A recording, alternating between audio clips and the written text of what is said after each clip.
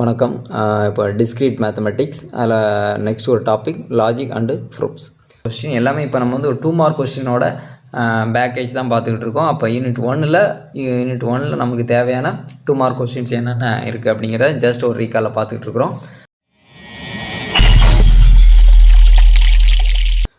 So logic and ப்ரூஃப்ஸில் நம்ம first பார்க்க போகிற டாபிக் என்ன அப்படின்னா ப்ரொபோஷன்னா என்ன அப்படிங்கிற ஃபஸ்ட்டு தெரிஞ்சுக்கணும். ஸோ அது என்ன அப்படின்னா declarative sentence which is either true or false but not both. எனக்கு சொல்லியிருக்க விஷயத்தை நல்லா தெளிவாக புரிஞ்சுக்கணும். ஒரு டிக்ளரேட்டிவ் சென்டென்ஸ் வந்து எதர் ட்ரூவாக இருக்கணும் அல்லது ஃபால்ஸாக இருக்கணும், ஏதாவது ஒன்று தான் இருக்கணும். பட் நாட் போத் அப்படின்னா அர்த்தம் ரெண்டுமே இருக்கக்கூடாது அப்படின்னு அர்த்தம். ஒரு சென்டென்ஸை ட்ரூ அல்லது ஃபால்ஸ்ன்னு சொல்ல முடிந்தால் அந்த டிக்ளரேட்டிவ் சென்டென்ஸை நம்ம என்ன சொல்லுவோம்? ப்ரிப்போசிஷன் சொல்லுவோம். ஓகே, அல்லது ஸ்டேட்மெண்ட்னு சொல்லுவோம். ஸோ அதுக்கு சம் எக்ஸாம்பிள் பார்க்கலாம். First, Delhi is the capital of India. இந்த ஸ்டேட்மெண்ட் ட்ரூவா ஃபால்ஸா? ட்ரூ. அப்போ ட்ரூன்னு சொல்ல முடியுது. ஸோ அது proposition. Sun rises in the east. So இந்த ஸ்டேட்மெண்ட்டை ட்ரூ அல்லது ஃபால்ஸ்ன்னு சொல்ல முடியுமா? சொல்ல முடியும். That is true. அப்போ இது ப்ரிப்போசிஷன். இப்போ அடுத்து ஒரு ஸ்டேட்மெண்ட் என்ன கொடுத்துருக்கு? 2 + 3 = 6. 2ஐயும் 3ஐயும் ஆட் பண்ண நமக்கு என்ன கிடைக்கும்? 5. ஆனால் நம்ம இங்கே 6ன்னு கொடுத்துருக்கோம். அப்போ அந்த ஸ்டேட்மெண்ட் ஃபால்ஸ்ன்னு நம்ம சொல்ல முடியும். ஸோ இதுவும் ப்ரிப்போசிஷன் தான். அடுத்தது பாருங்கள், what is your favourite hero? இந்த ஸ்டேட்மெண்ட்டை ட்ரூ அல்லது ஃபால்ஸ்ன்னு சொல்ல முடியுமா? கொஸ்டின். அப்போ கொஸ்டினை வந்து நம்ம என்ன சொல்ல முடியாது? ட்ரூன்னு சொல்ல முடியாது, ஃபால்ஸ்ன்னு சொல்ல முடியாது. ஸோ அப்போ ட்ரூ அல்லது ஃபால்ஸ்ன்னு சொல்ல முடியாத ஒரு ஸ்டேட்மெண்ட்டை நம்ம என்ன சொல்லுவோம்? நாட் ப்ரொபோசிஷன் சொல்லுவோம். அதே மாதிரி அடுத்து பாருங்கள், லாஸ்ட்டை நான் பார்க்குறேன். Please open the door. Request பண்ணி கேட்குறாங்க. இதையும் நம்ம ட்ரூன்னு சொல்ல முடியாது, ஃபால்ஸ்னு சொல்ல முடியாது. ஸோ இதுவும் ப்ரொபோசிஷன் கிடையாது, நாட் ப்ரொபோசிஷன். அடுத்து இங்கே வந்து பாருங்கள், x + y = z. இப்போ எக்ஸுக்கு என்ன வேல்யூன்னு தெரியாது, ஒய்க்கு என்ன வேல்யூன்னு தெரியாது. இது ரெண்டையும் ஆட் பண்ணால் இசட்டுங்கிற வேல்யூ என்னன்னு தெரியாது. ஸோ அப்போ நம்ம என்ன சொல்ல முடியாது? இதை ட்ரூன்னு சொல்ல முடியாது, ஃபால்ஸ்னு சொல்ல முடியாது. அதுங்க எழுதியிருப்போம் நம்ம நெய்தர் ட்ரூ நார் ஃபால்ஸ். ட்ரூவாகவும் இல்லை, ஃபால்ஸாகவும் இல்லை. ஸோ இந்த மாதிரியான ஸ்டேட்மெண்ட்டையும் நம்ம என்னென்னு சொல்லுவோம்? நாட் ப்ரொபோசிஷன் சொல்லுவோம். இப்போ உங்களுக்கு ஒரு ஐடியா கிடச்சிருக்குன்னு நினைக்கிறேன்.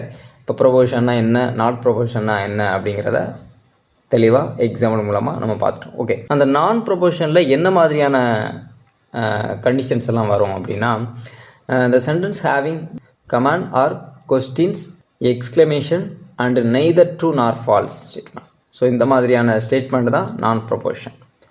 கமாண்ட் அப்படின்னா என்னது அப்படின்னா, ஒபே மை ஆர்டர், என்னோடய ஆர்டரை ஒபே பண்ணு அப்படின்னு நம்ம இன்ஸ்ட்ரக்ஷன் கொடுக்குறது.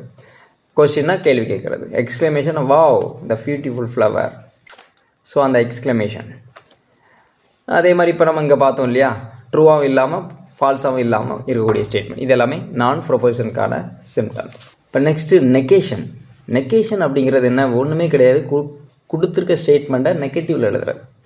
வென் பி இஸ் ப்ரொபோசிஷன், பின்னு ஒரு ப்ரொபோஷன் எடுத்தோம் அப்படின்னா, இந்த ப்ரொபோஷன் நாட் பி, அதை நாட் பி அப்படின்னு சொன்னோம் அப்படின்னா அதுக்கு பேர் நெகேஷன். அதை எப்படி நம்ம டினோட் பண்ணோம் அப்படின்னா, இந்த மாதிரி சிம்பிளில் போடுவோம் பாருங்கள். இதுக்கு நெகேஷன் ஆஃப் பின்னு அர்த்தம், அல்லது இந்த மாதிரி சிம்பிள் போடுவோம், நெகேஷன் ஆஃப் பின்னு அர்த்தம். ஸோ இதுக்கான எக்ஸாம்பிள் என்ன, அதனுடைய ட்ரூத் டேபிள் என்ன அப்படிங்கிறத நான் ஒரு டேபிளர் காலமாக கொடுக்குறேன். ஸோ அதில் பார்த்துக்கோங்க. ஜஸ்ட் இப்போ ஒரு டெஃபினேஷன் மட்டும்தான். ஓகே, அடுத்து இப்போ வந்து பார்த்திங்க அப்படின்னா ப்ரைமரி ஸ்டேட்மெண்ட்ஸ், அல்லது அதுக்கு பேர் என்ன சொல்லுவோம்? Atomic statement. இப்போ நம்ம பார்த்தாலே ப்ரிப்போசிஷன் அப்படின்னு ஒரு ஸ்டேட்மெண்ட் பார்த்தோம் இல்லையா, 2 மார்க் கொஸ்டினில் கேட்கக்கூடிய ஒரு கொஸ்டின். ஸோ அதனால் அதை கொஞ்சம் ரீகால் பண்ணிக்கோங்க. Okay, primary statement or atomic statement அப்படின்னா என்ன அப்படின்னா, a declarative sentence which cannot be broken down into simple sentence. ஒரு சென்டென்ஸை மோர் தென் ஒன் சென்டென்ஸாக பிரிக்க முடியலை, ப்ரோக்கன் பண்ண முடியலை அப்படின்னா அதுதான் அந்த மாதிரியான ஒரு சிம்பிள் சென்டென்ஸை தான் நம்ம என்ன சொல்லுவோம் அப்படின்னா ப்ரைமரி ஸ்டேட்மெண்ட். அப்போ ப்ரைமரி ஸ்டேட்மெண்ட்னால் அதை என்ன செய்ய முடியாது? பிரிக்க முடியாது. இப்போ ஸ்ருதி இஸ் அன் ஐஏஎஸ் ஆஃபீஸர். இப்போ இதை வந்து பார்த்திங்க அப்படின்னா ஒரே ஒரு ஸ்டேட்மெண்ட் தான் இருக்குது, இதை நம்ம என்ன செய்ய முடியாது? ரெண்டாக பிரிக்க முடியாது. இப்போ அடுத்த ஸ்டேட்மெண்ட் பாருங்கள், காம்பவுண்ட் ஸ்டேட்மெண்ட், அல்லது அதை மாலிகுலர் ப்ரொபோசிஷன் சொல்லுவோம். A statement which can be constructed by combining one or more primary statement. One or more primary ஸ்டேட்மெண்ட்டை நம்ம என்ன செஞ்சிட முடியும்? பிரிக்க முடியும். ஸோ அந்த மாதிரியான ஸ்டேட்மெண்ட்டை காம்பவுண்ட் ஸ்டேட்மெண்ட் சொல்லுவோம். Keerthi is a teacher and teach discrete mathematics. So இது வந்து பார்த்திங்க அப்படின்னா ஒரு காம்பவுண்ட் ஸ்டேட்மெண்ட். இதை நம்ம எப்படி பிரிக்கலாம்? கீர்த்தி இஸ் எ டீச்சர், இது ஒரு ஸ்டேட்மெண்ட்.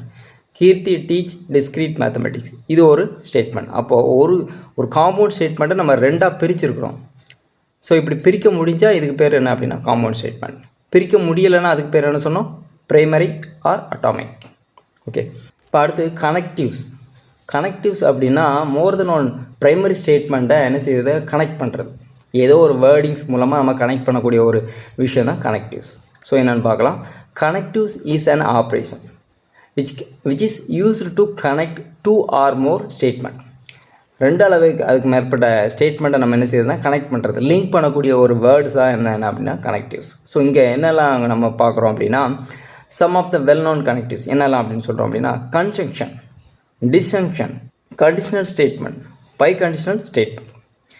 கன்ஜங்ஷன் அப்படிங்கிறது அண்டு, டிஸ்ஜங்ஷனுங்கிறது ஆர், கண்டிஷனலுங்கிறது என்ன அப்படின்னா இந்த மாதிரி ஏரோ மார்க் கொடுக்குறது, பை கண்டிஷனல் அப்படின்னா இஃப் அண்ட் ஒன்லி இஃப் அப்படின்னு நம்ம ஏற்கனவே யூஸ் பண்ணியிருப்போம் இல்லையா. ஸோ அது இப்போ அண்டுனா இது என்ன சொல்லுவோம், கேப். சரியா, கன்ஜங்ஷன் ஆப்ரேஷன் என்ன அப்படின்னா கேப், டிஸ்ஜங்ஷனுங்கிறது கப். இது வந்து இப்போ இம்ப்ளிகேஷன் அப்படின்னு சொல்லுவோம். இது என்ன அப்படின்னா if and only if. So இதெல்லாம் வந்து பார்த்திங்க அப்படின்னா ஸ்டேட்மெண்ட்டை கனெக்ட் பண்ணக்கூடிய ஆப்ரேஷன்ஸ், அதான் கனெக்டிவ்ஸ். ஸோ இதை பேஸ் பண்ணி நம்ம ஒரு டேபிளர் காலம் பார்க்கலாம், அதோட ட்ரூத் டேபிள், அந்த ஒவ்வொரு ஆப்ரேஷனுக்கான எக்ஸாம்பிள் என்ன அப்படிங்கிறத பார்க்கலாம். இப்போ கனெக்டிவ்ஸில் ஃபஸ்ட் ஒன் பார்க்குறோம், நாட்டுங்கிற எப்படி சொல்லுவோம், நெக்கேஷனுங்கிறது இந்த சிம்பிள். புரியுதில்ல, நெக்கேஷனாலே இந்த சிம்பிள் தான், எது வேணாலும் யூஸ் பண்ணிக்கலாம். இப்போ அதுக்கான ஃபஸ்ட்டு ட்ரூத் டேபிள் என்னென்னு பார்ப்போம். ட்ரூத் டேபிள் இப்போ ஃபஸ்ட்டு பிங்கிற ஒரு ஸ்டேட்மெண்ட் எடுக்கலாம். அப்போ பிங்கிற ஸ்டேட்மெண்ட் ஏதர் எப்படி இருக்கும், ட்ரூவாக இருக்கும் அல்லது ஃபால்ஸாக இருக்கும். ரெண்டு ஆப்ஷன் தானே இருக்கும். ஸோ அதுக்கான நெகட்டிவ் எப்படி இருக்கும், நெகட்டிவ்னாலே ஆப்போசிட்னு அர்த்தம். இங்கே பிங்கிற ஸ்டேட்மெண்ட் ட்ரூவாக இருந்தால் நெகேஷன் பிங்கிறது ஃபால்ஸாக இருக்கும், இங்கே ஃபால்ஸாக இருந்தால் ட்ரூவாக இருக்கும். இவ்வளோ தான், வேறு ஒன்றுமே இல்லை. சரியா, அப்படியே ஆப்போசிட்டாக சொல்லணும். இப்போ அதுக்கான ஒரு எக்ஸாம்பிள் பார்க்கலாம். இப்போ பிங்கிற ஒரு ஸ்டேட்மெண்ட் நான் எடுக்கிறேன்.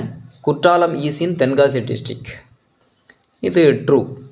அப்போ நெகேஷன் சொல்லும்போது ஃபால்ஸ் சொல்லணும், அப்படி தானே. அப்போ ஃபால்ஸ்னாலே நாட்டுங்கிற கன்ஜெக்ஷன் சேர்க்கணும், நாட்டுங்கிற கனெக்டிவ் சேர்க்கணும். அப்போ Kutralam is not in Tenkasi district.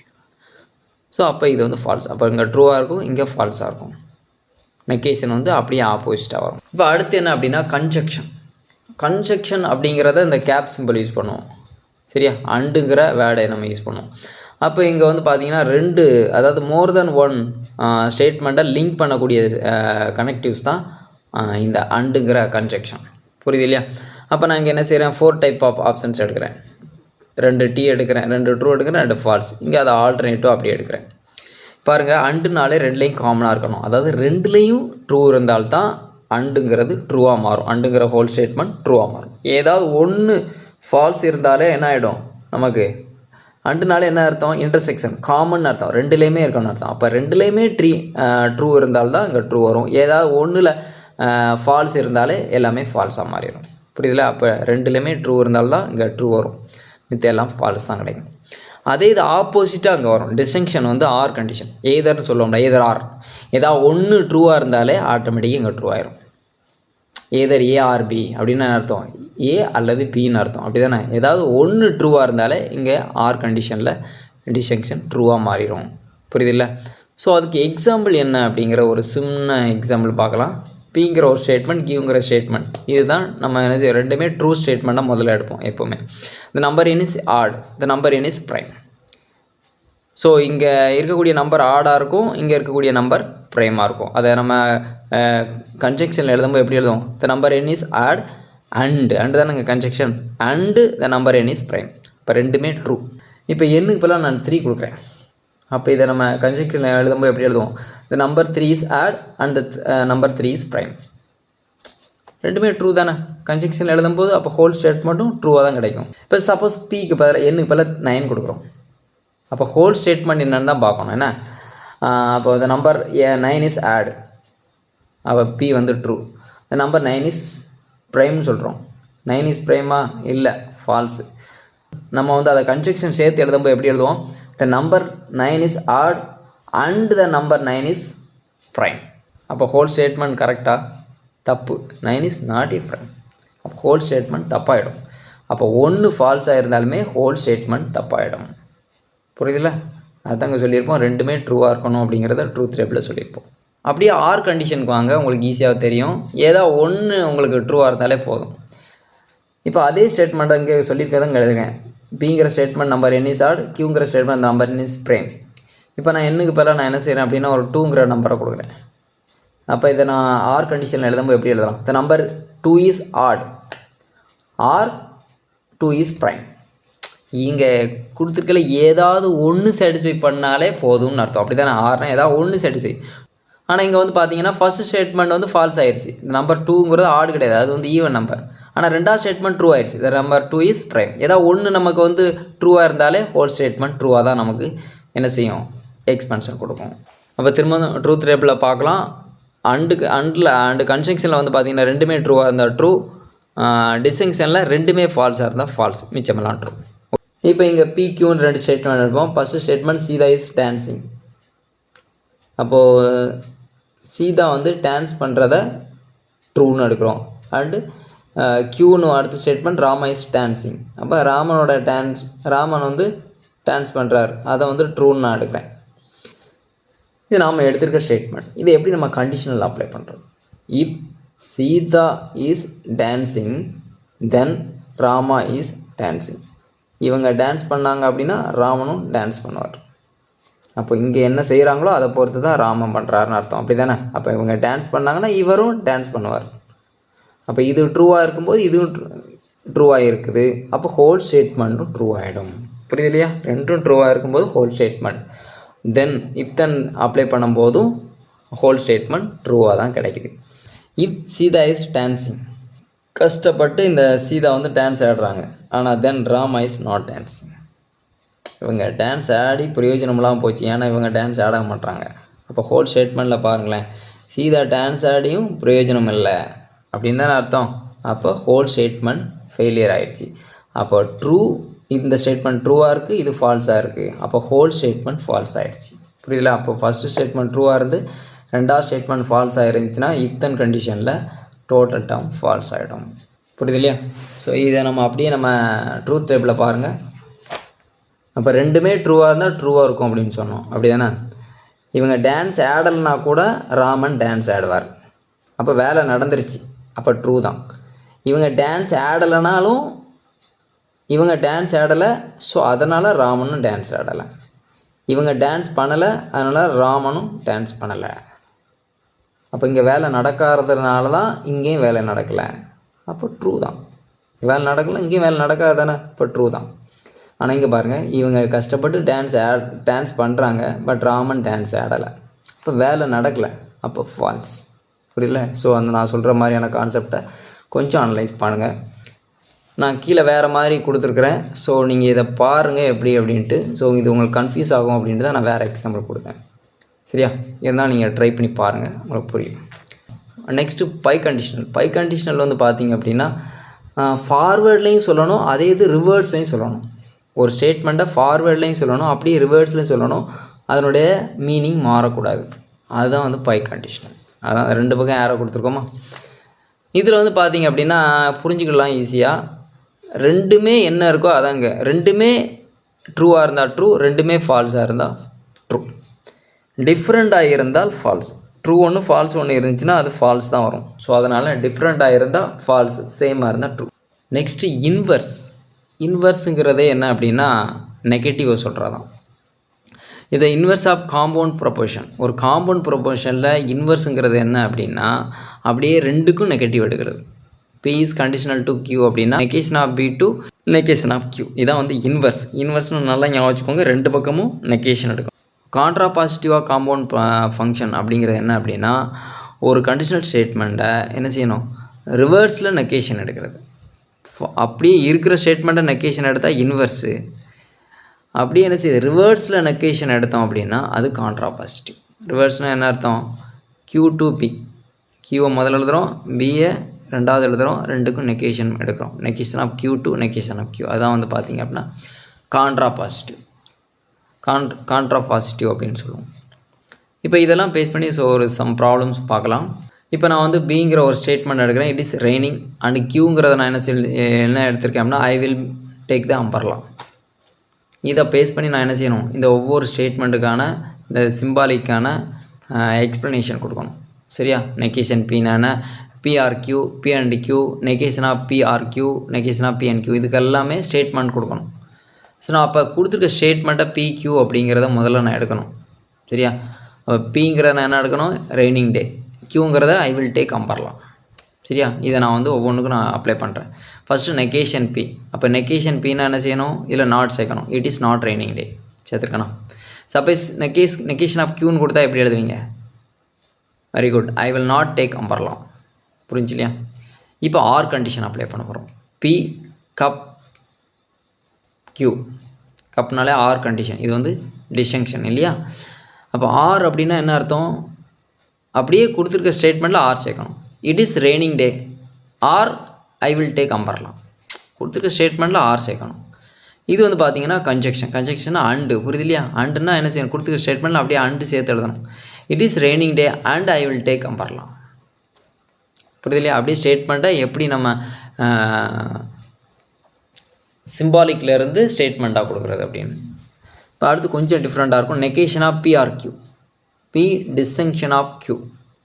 So negation இப்படி ஒரு காம்பவுண்ட் டேர்முக்கு நெகேஷன் எடுக்கிறோம் அப்படின்னா கண்டிப்பாக அதில் ஒரு சேஞ்சஸ் இருக்கும். இந்த நெகேஷனை உள்ளே கொண்டு போகணும். Negation of P, negation of Q. உள்ள நெகேஷன் போகும்போது இந்த கப் அப்படிங்கிறது எப்படி மாறும்னா கேப்பாக மாறும். புரியுதில்ல? நெகேஷன் உள்ளே கொண்டு போகும்போது கப்பு கேப்பாக மாறும், கேப்பு கப்பாக மாறும். ஞாபகம் வச்சுக்கோங்க. அப்போ negation of P cap, negation of Q அப்படின்னு அர்த்தம். சரியா? கேப்னால என்னது? அண்டு. அப்போ ஃபஸ்ட்டு ஸ்டேட்மெண்ட்டுக்கு நெகேஷன், ரெண்டாவது ஸ்டேட்மெண்ட்டுக்கும் நெகேஷன், இடையில அண்டு சேர்க்கணும். அப்போது நெகேஷனாலே நாட் சேர்க்கணும்னு அர்த்தம். பிங்கிற ஸ்டேட்மெண்ட்லேயே நாட் சேர்க்கணும், கியூங்கிற ஸ்டேட்மெண்ட்லேயே நாட் சேர்க்கணும், இடையில அண்டு சேர்க்கணும். எப்படி சேர்க்கணும்னு பாருங்கள். It is not raining day. Not சேர்த்துறோமா? And it is not I will not take umbrella. நான் வந்து அம்பர்லாவே எடுத்துகிட்டு போக மாட்டேன். ரெண்டுலேயுமே நாட் சேர்த்தாச்சு, இடையில அண்டு சேர்த்தாச்சு. புரிஞ்சு இல்லையா? இப்போ அடுத்து இது அப்படியே ஆப்போசிட்டில் வரும் பாருங்கள். இங்கே கப் இருந்துச்சு, இங்கே கேப் இருக்குது, நெகேஷன் இருக்குது. அப்போ நெகேஷன் உள்ளே போகும்போது கேப் கப்பாக மாறும், கன்ஜெக்ஷன் டிஸ்ஜங்ஷனாக மாறும். புரியுது இல்லையா? அப்போ இங்கேயும் நெகேஷன் இடையில ஆர். அப்போ it is not raining day or I will not take umbrella. ரெண்டு பக்கம் நாட் சேர்த்துருக்கேன், இடையில ஆர் சேர்த்துருக்கேன். ஓகே. அடுத்து ஒரு இதில் எல்லாமே இப்போ நம்ம பார்க்குற எல்லாமே university question. What is inverse of the statement? ஒரு ஸ்டேட்மெண்ட்டுக்கு இன்வர்ஸ் எப்படி நம்ம கண்டுபிடிக்கிறது? இன்வர்ஸ்னால ஏற்கனவே சொல்லியிருக்கேன், நெகட்டிவ். ஒரு கண்டிஷனல் ஸ்டேட்மெண்ட்டில் நெகட்டிவ் சேர்க்குறது தான் இன்வர்ஸ். இல்லை எல்லாமே கேட்டிருக்காங்க பாருங்களேன். கான்வர்ஸ்னால் என்ன, இன்வர்ஸ்னால் என்ன, கான்ட்ராபாசிட்டிவ். ரெண்டுமே கொஞ்சம் ரிலேட்டிவ் தான். Statement if you are work hard. Statement if you are work hard then you will be rewarded. Hard work பண்ணுன்னா ரிவார்டு கிடைக்கும். இதை கான்வர்ஸ் எப்படி எழுதணும், இன்வர்ஸில் எப்படி எழுதணும், கான்ட்ராபாசிட்டிவ் எப்படி எழுதணும் அப்படிங்கிறத நம்ம பார்க்குறோம்.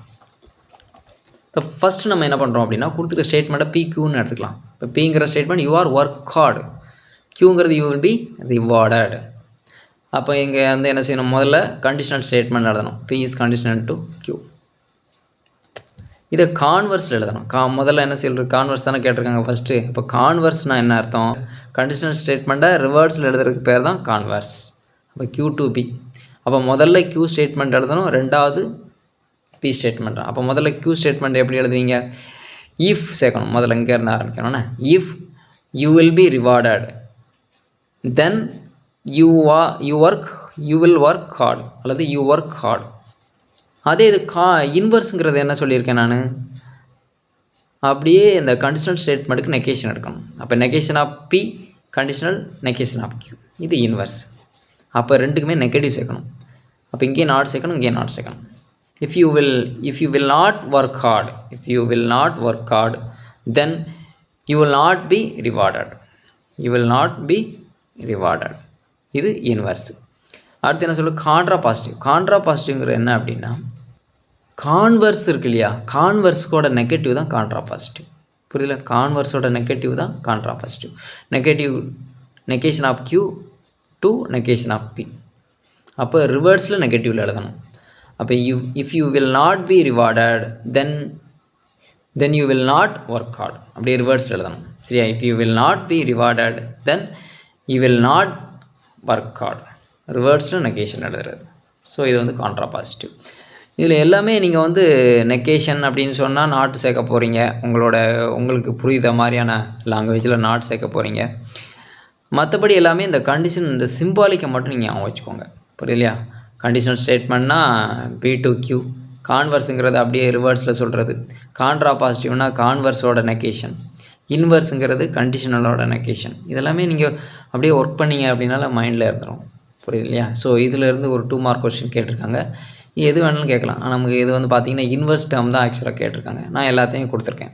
ஓகே, அதே மாதிரி இந்த கொஸ்டின் தான். Give the contrapositive statement. There is rain then I buy and umbrella. அப்போ ஃபஸ்ட்டு வந்து என்ன செய்யணும்? It is raining. ஃபஸ்ட்டு வந்து ரெய்னிங்னு எழுதணும். ரெண்டாவது வந்து ஐ பை அம்பர்லா. 2 ஸ்டேட்மெண்ட்டாக பிரித்து எழுதுறோம். கொடுத்துருக்க காம்பவுண்ட் ஸ்டேட்மெண்ட்டை 2 ஸ்டேட்மெண்ட்டாக பிரிச்சிட்டோம். கான்ட்ராபாசிட்டிவ்னா என்ன சொன்னேன்? கான்வர்ஸோட நெகட்டிவ். கான்வர்ஸுங்கிறது ரிவர்ஸில் சொல்கிறது. ரிவர்ஸில் சொல்லும்போது நெகட்டிவில் எழுதணும். அப்படி தானே? அதனால் முதல்ல கான்வர்ஸ் எழுதியிருக்கேன், கான்ட்ராபாசிட்டிவ்ங்க எழுதியிருக்கேன். நெகேஷன், ரிவர்ஸில் நெகேஷன். அப்போ எப்படி எழுதணும்? அப்படி இங்கேருந்து எழுதணும். இங்கே இதை ஃபஸ்ட் ஸ்டேட்மெண்ட் எழுதணும், இதை 2வது ஸ்டேட்மெண்ட் எழுதணும். ரெண்டுலேயுமே நாட் சேர்த்து எழுதணும். அப்போ இங்கே எப்படி எழுதியிருக்கோம்? I will not buy an umbrella then it is not raining. 2 பக்கமும் நெகட்டிவ் சேர்த்துருக்கேன்னா ரிவர்ஸ் எழுதியிருக்கேன். இதான் வந்து கான்ட்ராபாசிட்டிவ். ஸோ இது எல்லாமே நீங்கள் ரொம்ப ஈஸியாக எழுதுறீங்க. இந்த டைப்பில் ஒரு 2 மார்க் கொஸ்டின் ஷுவராக இருக்குது. ஸோ இந்த ஸ்டேட்மெண்ட் வந்து இதுவும் யூனிவர்சிட்டி கொஸ்டின் தான். இதை நீங்கள் வந்து ட்ரை பண்ணி பாருங்கள். Write the contrapositive of the implication. If it is Sunday then it is holiday. முதல்ல எப்பயும் போல் வழக்கம் போல் நீங்கள் என்ன செய்வீங்க? PQன்னு எடுக்கணும். Pங்கிறது இட் இஸ் சண்டே, Qங்கிறது இட் இஸ் ஹாலிடே. இதை யூஸ் பண்ணி எப்படி கான்ட்ராபாசிட்டிவ் கண்டுபிடிப்பீங்க அப்படிங்கிறத கமெண்ட் செக்ஷனில் சொல்லுங்கள். அடுத்து ரொம்ப ஈஸியான ஒரு டாபிக். இதிலேருந்து நிறைய 2 மார்க் கொஸ்டின் கேட்டிருக்காங்க. இதில் எல்லாமே 1 2 3 4 5 இது எல்லாமே 2 மார்க் கொஸ்டின். ஒவ்வொன்றும் ஒரு 2 மார்க் கொஸ்டின். சரியா? இது எல்லாமே ட்ரூத் டேபிள் நம்ம சொல்கிறது. அதை நம்ம வந்து மொத்தமாக ஒரே இதில் நான் வந்து கொடுத்துருக்கேன். இப்போ Pங்கிற ஒரு ஸ்டேட்மெண்ட் எடுத்திருக்கேன், TTFF. Qங்கிறது TFTF. ஸோ அடுத்து நான் வந்து இங்கே நெகேஷன் இருக்குது இல்லையா? நமக்கு வந்து P2 நெகேஷன் Q கொடுத்துருக்காங்க. அதனால் நான் வந்து என்ன செய்கிறேன்? ட்ரூத் டேபிளில் ஒரு நெகேஷன் Q கண்டுபிடிச்சிருக்கேன். அங்கே கொடுத்துருக்க ஒவ்வொன்றே நாங்கள் எப்படி கண்டுபிடிக்கிறேன்னு பாருங்கள். அப்போ ஃபஸ்ட்டு இங்கே P கொடுத்தாச்சு, Q கொடுத்தாச்சு. நெகேஷன் Qனால என்ன சொல்லணும்? நம்ம ட்ரூவாக இருந்தால் ஃபால்ஸு, ஃபால்ஸாக இருந்தால் ட்ரூ. ஸோ அந்த கான்செப்ட் படி நெகேஷன் Q கண்டுபிடிச்சாச்சு. அடுத்து நான் என்ன பண்ணுறேன்னா P இஸ் கண்டிஷனல் Q. PQக்கு கண்டிஷனல் நான் எடுக்கிறேன். கண்டிஷனலாலே உங்களுக்கு ஞாபகம் வரணும், TF எல்லாமே ட்ரூ, எது மட்டும் ஃபால்ஸு? TFன்னு வந்தால் மட்டும் ஃபால்ஸ். ரெண்டாவது ஃபால்ஸ் வந்து ஃபஸ்ட்டு ட்ரூ, ரெண்டாவது ஃபால்ஸ். இது ஞாபகம் வச்சுக்கோங்க. TF கண்டிஷனலில் வந்து TF மட்டும் ஃபால்ஸ், மிச்சம் எல்லாமே ட்ரூ தான். சரியா? ரெண்டுமே ட்ரூனா ட்ரூ. ஒன்று ஃபஸ்ட்டு ஃபால்ஸு, ரெண்டாவது ட்ரூனா ட்ரூ. ரெண்டுமே ஃபால்ஸ்னாலும் ட்ரூ. நான் சொல்லியிருக்கேன் TF ரெண்டாவது F, ஃபஸ்ட்டு T ரெண்டாவது F அப்படின்னு இருந்துச்சுன்னா நமக்கு என்ன கிடைக்கும்? ஃபால்ஸ் கிடைக்கும். சரியா? அப்படி ஞாபகம் வச்சுக்கலாம். இல்லைன்னா வேறு எப்படி ஞாபகம் வச்சுக்கலாம் அப்படின்னா, ரெண்டுமே சேம் அப்படின்னா ட்ரூ.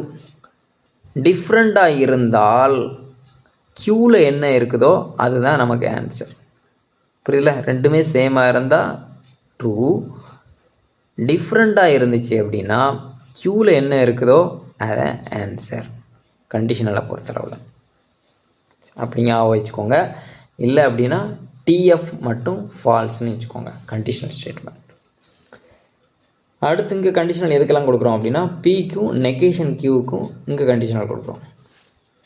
குழப்பக்கூடாது. Bக்கும் நெகேஷன் Qக்கும்.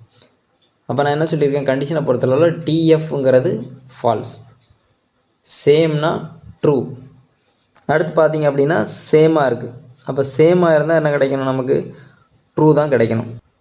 அப்போ ட்ரூ. அடுத்து பார்த்தீங்க அப்படின்னா FT டிஃப்ரெண்ட்டாக இருந்தாலே க்யூவில் இருக்கிறது தான் ஆன்சர்னு சொல்லியிருக்கோம். இப்போ T தான். சரியா? அடுத்து வந்து பார்த்தீங்கன்னா பை கண்டிஷனலில் வந்து ஞாபகம் வச்சுக்கலாம். நீங்கள் ரெண்டுமே சேமாக இருந்தால் மட்டும்தான் ட்ரூ, டிஃப்ரெண்ட்டாக இருந்தால் ஃபால்ஸ். இப்போ Pக்கும் Qக்கும் பை கண்டிஷனல் பாருங்கள். ரெண்டுமே சேமாக இருந்தால் ட்ரூ, ரெண்டுமே சேமாக இருந்தால் ட்ரூ, ரெண்டுமே டிஃப்ரெண்ட்டாக இருந்தால் ஃபால்ஸ். முடிஞ்சு. அண்டில் நான் சொல்லியிருக்கேன், அண்டுங்கிறது காமன்னா ரெண்டுலேயும் இருக்கணும். ரெண்டுலேயும் ட்ரூவாக இருந்தால் மட்டும்தான் ட்ரூ, மிச்சம் எல்லாம் ஃபால்ஸ். ரெண்டுமே ட்ரூ ஃபஸ்ட் மட்டும்தான் இருக்குது, மிச்சம் எல்லாத்துலேயுமே வந்து பார்த்திங்கன்னா ஒன்று ட்ரூ இருக்கும், இல்லைனா ரெண்டுமே ஃபால்ஸ் இருக்கும். அப்போ எல்லாமே ஃபால்ஸ். அண்டுனா ரெண்டுலேயும் ட்ரூ இருக்கணும், ரெண்டுலேயுமே காமனாக இருக்கணும், ரெண்டுமே இன்டர்செக்ஷன் இருக்கணும். ட்ரூ வந்து இன்டர்செக்ஷன் இருந்தால்தான் ட்ரூவாக இருக்க முடியும். அது அண்டுக்கு. அதே மாதிரி இங்கே வந்து பார்த்தீங்க அப்படின்னா இன்னும் சில கான்செப்ட்ஸ். இதில் ஒவ்வொன்றுமே 2 மார்க் கொஸ்டின். பி அண்டு கியூங்கிறது 2 மார்க் கொஸ்டின், பி ஆர் கியூங்கிறது 2 மார்க் கொஸ்டின், இது 2 மார்க் கொஸ்டின், இது ஒரு 2 மார்க், இது ஒரு 2 மார்க். சரியா, நான் எல்லாத்தையும் ஒரே இதில் கொடுத்துருக்கேன், நீங்கள் கன்ஃபியூஸ் பண்ண வேண்டாம். இப்போ பிக்யூன்னு 2 டேர்ம் எடுத்தாச்சு. ஆர்னா ஏதாவது ஒன்று ட்ரூ இருந்தாலே போதும். புரியுதுல, இங்கே ரெண்டுமே ட்ரூ, இங்கே ஒரு ட்ரூ இருக்குது, இங்கே ஒரு ட்ரூ இருக்குது, ரெண்டுமே ஃபெயிலியர் ஆயிடுச்சு. ஃபால்ஸ்னால் ஃபால்ஸ் ஆரை பொறுத்தளவுக்கு. இப்போ அடுத்து என்ன பண்ணுறோம் அப்படின்னா, இந்த பி அண்ட் கியூக்கும் பிஆர் கியூவுக்கும் என்ன செய்கிறோம், கண்டிஷனை எடுக்கிறோம். அடுத்த ஸ்டேட்மெண்ட் புரியுதுல. அப்போ இது ரெண்டுக்கும் கண்டிஷனை எடுக்கிறோன்னு அர்த்தம். கண்டிஷனல்னால என்ன சொல்லியிருக்கேன், டிஎஃப் மட்டும்தான் எஃப், மிச்சம் எல்லாமே ட்ரூ. இங்கே டிஎஃப் எங்கேயா இருக்கா, ரெண்டுமே டி, எஃப்டி எஃப்டி எஃப்எஃப் எல்லாமே டி தான் வரும். கண்டிஷனில் பொறுத்தளவுக்கு எது மட்டும்தான் ஃபால்ஸு, இங்கே டி இருக்கணும், இங்கே எஃப் இருக்கணும், அது மட்டும்தான் ஃபால்ஸ், மிச்சம் எல்லாமே ட்ரூ தான். இங்கே டிஎஃப் எங்கேயுமே இல்லை, அதனால் எல்லாமே ட்ரூவாக கிடைச்சிச்சு. அடுத்து பி அண்டு பிஆர்கியூ. அப்போ பிக்கும் இந்த பிஆர்கியூவுக்கும் நாம் என்ன செய்கிறோம், பிக்கும் பிஆர்கியூவுக்கும் அண்டு ஃபங்க்ஷன் எடுக்கிறோம். பிக்கும் பிஆர்கியூக்கும் அண்டு ஃபங்க்ஷன். அண்டு ஃபங்க்ஷனால் என்ன அர்த்தம், ரெண்டுலேயுமே டி இருக்கணும், காமனாக இருக்கணும், இன்டர்செக்ஷனாக இருக்கணும் அப்படின்னா மட்டும்தான் டி. இங்கே ரெண்டுலேயும் டி இருக்குது, இங்கே ரெண்டுலேயுமே டி இருக்குது, ஆனால் இங்கே ரெண்டுலேயுமே டி இல்லை, இங்கேயும் ரெண்டுலேயுமே டி இல்லை. அப்போ இந்த ரெண்டுலேயுமே ஃபால்ஸ். புரிஞ்சா. அடுத்து கண்டிஷன் எடுக்கிறோம். எதுக்கெல்லாம் கண்டிஷன் எடுக்கிறோம் அப்படின்னா, பிஆர்கியூக்கும் பி அண்ட் கியூக்கும் ரிவர்ஸில் எடுக்கிறோம், பிஆர்கியூக்கும் பி அண்ட் கியூக்கும். அப்போ இங்கேருந்து அங்கே போகணும். கண்டிஷனில் பொறுத்தளால் டிஎஃப்ங்கிறது மட்டும் எஃப், மிச்சம் எல்லாம் ட்ரூ. டிடி அப்படின்னா true, TF false, TF false, மிச்சம் எல்லாமே ட்ரூ தான். கண்டிஷனை பொறுத்தல எது மட்டும்தான் ஃபால்ஸு, டிஎஃப் மட்டும்தான் ஃபால்ஸ். இங்கேருந்து தான் போகணும், பிஆர்கியூ டு பிஎன்கியூ, அப்படி தான் நம்ம கண்டிஷன் எடுத்திருக்கோம். அதனால் இங்கேருந்து தான் போகணும், கன்ஃபியூஸ் ஆகக்கூடாது. புரியுது இல்லையா. இப்படியெல்லாம் ஜஸ்ட் ரிவைன் பண்ணி பார்த்துக்கோங்க, உங்களுக்கு புரிஞ்சிடும். இதுவும் கான்ட்ரா பாசிட்டிவ் தான், கொஞ்சம் டிஃப்ரெண்ட்டாக இருக்கிறதுனால இந்த கொஸ்டின் எடுத்துருக்கிறேன். What is contrapositive of state, the home team win whenever it is raining. So நம்ம ஏற்கனவே என்ன எடுத்துருப்போம், ஃபஸ்ட்டு இருக்கிற ஸ்டேட்மெண்ட்டை பீனும் ரெண்டாவது இருக்கிற ஸ்டேட்மெண்ட்டை கியூன்னு எடுத்துக்கிட்டே இருப்போம் இல்லையா. ஸோ இதில் பாருங்கள், நல்லா கவனிக்கணும், நல்லா மீனிங் சில நேரம் நமக்கு கன்ஃபியூஸ் பண்ணியிருப்பாங்க. The home teams win whenever it is raining. மழை பெய்யும் போதெல்லாம் ஹோம் டீம் வந்து வின் பண்ணும். அப்போ இதான் ஃபஸ்ட்டு, இதான் செகண்ட். புரியுதில்ல, மழை பெய்யும் பொழுதெல்லாம் ஹோம் டீம் வின் பண்ணும். அப்போ இதான் ஃபஸ்ட்டு, இதான் செகண்ட். ஃபஸ்ட்டு வந்து நம்ம எழுதணும் இட் இஸ் ரெய்னிங், ரெண்டாவது என்ன எழுதணும், த ஹோம் டீம் வின். புரியுது இல்லையா. இது கான்ட்ரா பாசிட்டிவ். கான்ட்ரா பாசிட்டிவ்னால ஞாபகம் வச்சுக்கோங்க, கான்வர்ஸோட நெகட்டிவ். கான்ட்ரா பாசிட்டிவ்னா என்னது, கான்வர்ஸ். கான்வர்ஸுங்கிறது ரிவர்ஸ். கண்டிஷனல் ஸ்டேட்மெண்ட்டோட கான்வர்ஸோட நெகட்டிவ் தான் கான்ட்ரா பாசிட்டிவ். புரியுது இல்லையா. அப்போது நாம் எடுத்திருக்க ஸ்டேட்மெண்ட்டை ரிவர்ஸில் நெகட்டிவில் எழுதணும். அப்போ ரிவர்ஸில் எப்படி நெகட்டிவ் எழுதுங்க, if the home team does not win then it is not raining. புரியல, ரெண்டுலேயுமே நாட் சேர்க்கணும், ரிவர்ஸில் எழுதணும், அதுதான் கான்ட்ரா பாசிட்டிவ். உங்களுக்கு பிடிச்ச மாதிரி எழுதிக்கோங்க. ஓகே, இப்போ லாஸ்ட் ஒரு question, let Q of X Y set denote the statement. இது ஒரு ஸ்டேட்மெண்ட்டாக கொடுத்துருக்காங்க, X plus Y is equal to Z அப்படின்ட்டு. இதில் வந்து என்ன பண்ணியிருக்காங்க அப்படின்னா, அந்த universe of discourse Z the set of all integers. இப்போ இதில் கொடுக்கக்கூடிய டேர்ம்ஸ் எல்லாமே இண்டீஜர்ஸாக இருக்கும். What are the truth values of proposition. இதில் 3 ப்ரிப்போஷன் கொடுத்துருக்காங்க. இதோட ட்ரூத் வேல்யூ என்ன அப்படிங்கிறது கொடுத்துருக்க ஸ்டேட்மெண்ட்டை வச்சு என்ன சொல்லணும், நம்ம சொல்லணும்.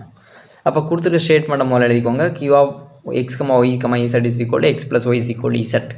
இதை வச்சு நம்ம என்ன பண்ணணும் அப்படின்னா, ஒவ்வொரு ப்ரிப்போஷனாக கண்டுபிடிக்கணும். First proposition Q of 1 comma 1 comma 1 அப்படின்னா என்ன அர்த்தம், எக்ஸுக்கு வேல்யூ 1, ஒய்க்கு வேல்யூ 1, இசட்டுக்கு வேல்யூ 1. இதை வந்து நம்ம என்ன செய்யணும், இந்த ஸ்டேட்மெண்ட்டில் அப்ளை பண்ணி ட்ரூவாக ஃபால்ஸான்னு பார்க்கணும். அப்போது எக்ஸுக்கு பேர வேல்யூ 1 கொடுங்க, ஒய்க்கு பேர வேல்யூ 1 கொடுங்க, ஈக்குவல் டு ஆக்சுவலாக என்ன வரும், 2 வரும். ஆனால் இங்கே இசட்டோட வேல்யூ என்ன கொடுத்துருக்காங்க, 1 தான் கொடுத்துருக்காங்க. இங்கே கொடுத்துருக்க வேல்யூவை தான் இங்கே அப்ளை பண்ணணும்.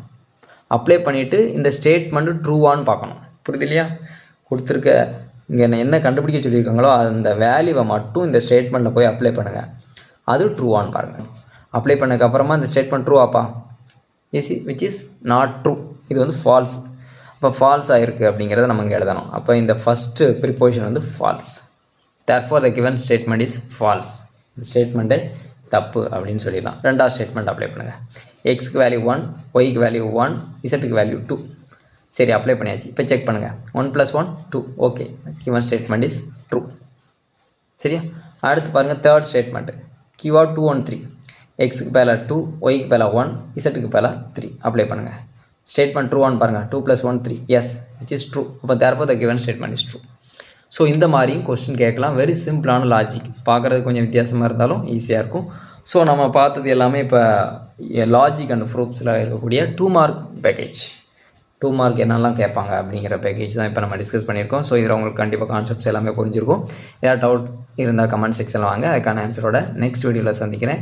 இன்னும் சில விடுபட்ட கொஸ்டின்ஸை அடுத்த வீடியோவில் நம்ம என்ன செய்யலாம்னா எலாபரேட்டாக பார்க்கலாம். உங்களுக்கு எந்த மாதிரியான எக்ஸ்ப்ளனேஷன் தேவை அப்படிங்கிறத நீங்கள் கமெண்ட் செக்ஷனில் சொன்னீங்கன்னா அதே மாதிரியான வேலை நம்ம என்ன செய்யலாம் அடுத்த வீடியோவில் நம்ம ஃபாலோ பண்ணலாம். Okay, thank you.